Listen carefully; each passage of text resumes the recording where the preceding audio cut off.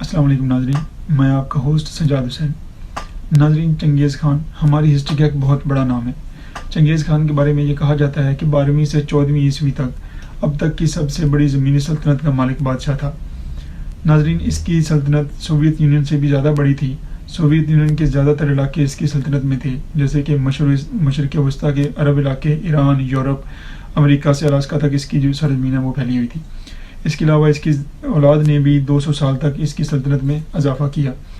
ناظرین، اب بھی ان علاقوں میں کروڑوں کی تعداد میں چنگیز خان کی اولاد موجود ہے، اور اس کی وجہ اس کی 6 بیویاں تھیں، اور اس کے علاوہ اس کی 500 خادمائیں تھیں جو اس کی اولاد کو یا اس کی نسل کو بڑھانے کا باعث بنی۔ ناظرین، چنگیز خان کے بارے میں ایک مشہور واقعہ ہے کہ ایک بار وہ اپنے ساتھیوں کے ساتھ شکار پر نکلا۔ ساتھیوں کے پاس تیر کمان تھے، جبکہ اس کے پاس عقاب تھا، اور وہ عقاب اسے بہت عزیز تھا، ہمیشہ اس کے ساتھ ہی رہتا تھا۔ کافی دیر تک تلاش کرتے رہے شکار، لیکن ان کو شکار نہیں ملا۔ آخر تھک کر وہ اپنے خیمہ بستیوں میں واپس چلے گئے۔ چنگیز خان بہت غصے میں تھا کہ سارا دن گھومے لیکن شکار نہیں ملا، بھوک بھی لگی تھی، ظاہر ہے سارا ان کا قبیلہ پریشان تھا۔ آخر اس نے اپنے عقاب کو لیا اور اکیلا ہی جنگل کی طرف نکل گیا۔ گرمیوں کے دن تھے، شدید گرمی کی وجہ سے دریا اور تالاب سبھی سوکھ چکے تھے۔ چنگیز خان کو پیاس لگی تھی اور کہیں پانی نہیں مل رہا تھا۔ اچانک اسے ایک پتھر سے پانی کی ایک دھار ٹپکتی ہوئی نظر آئی۔ چنگیز خان وہاں پہ گیا، اس نے اپنے عقاب کو آزاد کیا اور اپنا پیالہ اس دھار کے نیچے کیا تاکہ پانی بھر کے وہاں سے پی سکے۔ پیالہ ابھی بھرنے والا تھا ناظرین کے عقاب نے جھپٹا مارا اور چنگیز خان کا پیالہ نیچے گرایا، پانی سارا نیچے گرا اور پانی میں جذب ہو گیا۔ چنگیز خان کو بہت غصہ آیا، لیکن اس نے اسے چھوڑ دیا کیونکہ اس کا بڑا عزیز عقاب تھا۔ چنگیز خان نے دوبارہ سے پیالہ اٹھایا اور پانی کی دھار کے نیچے کیا۔ پھر سے جب پیالہ بھرنے والا تھا، عقاب نے پھر وہی حرکت کی اور پانی نیچے گر گیا۔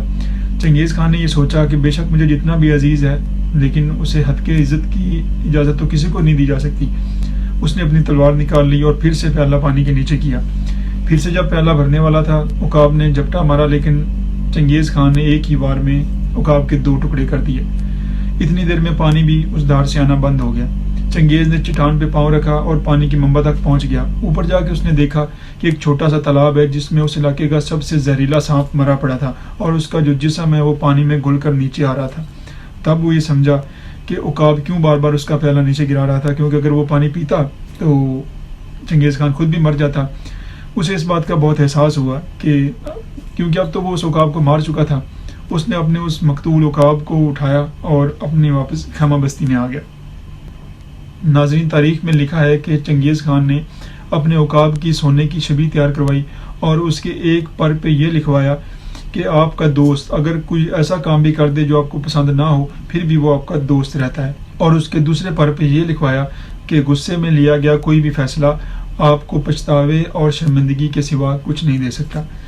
ناظرین، آج کی اس ویڈیو سے ہمیں یہ سبق ملتا ہے کہ موت جب لکھی ہے تبھی آنی ہے، جب تک موت نہیں لکھی تب تک موت نہیں آ سکتی۔ جیسا کہ آپ دیکھیں کہ اگر چنگیز خان وہ پانی پی لیتا تو ظاہر ہے وہ مر جاتا، لیکن اللہ تعالیٰ کی ذات پاک نے اس وقت اس کی زندگی لکھی تھی، سو وہ بچ گیا۔ اس کے برعکس عقاب کو دیکھیں جو کہ اس کو اتنا عزیز تھا، لیکن اس کی موت لکھی تھی تو چنگیز خان خود ہی اس کی موت کا باعث بن گیا۔ اور دوسری بات ناظرین جو ہمیں سیکھنے کو ملتی ہے وہ یہی جو چنگیز خان نے اپنے عقاب کے پروں پہ لکھوایا کہ غصے میں کوئی بھی ڈیسیژن نہیں لینا چاہیے۔ اگر ہمیں کوئی ہماری زندگی میں ایسا کوئی واقعہ ہو جاتا ہے، ایسا کوئی لمحہ آ جاتا ہے، غصہ ظاہر ہے انسان ہے، سب کو آتا ہے، لیکن اپنے آپ پہ، اپنے جذبات پہ قابو رکھنا سیکھیں۔ جو انسان اپنے جذبات پہ قابو نہیں رکھ سکتا، وہ زندگی کا میرے خیال میں کوئی بھی فیصلہ ٹھیک سے نہیں لے سکتا۔